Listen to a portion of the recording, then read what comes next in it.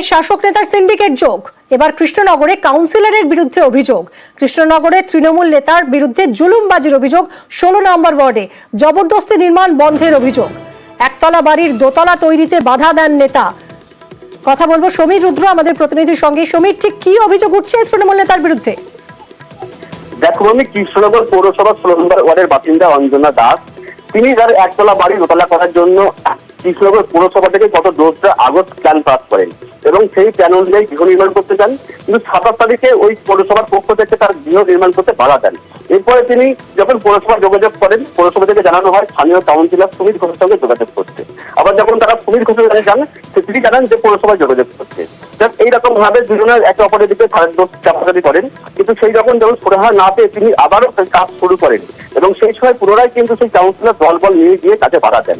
তারপর 15 দাসের অভিযোগ, ওই কাউন্সিলর এলাকায় বাড়ি পাথর সিমেন্টের ব্যবসা করেন, তার কাছ থেকে সেসব।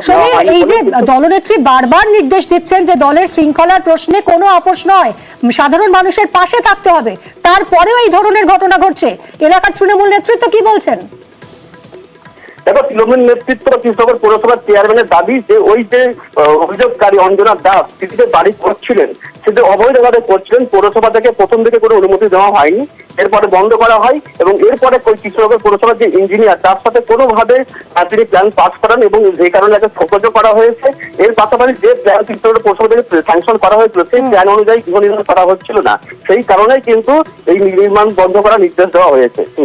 ধন্যবাদ সমীর।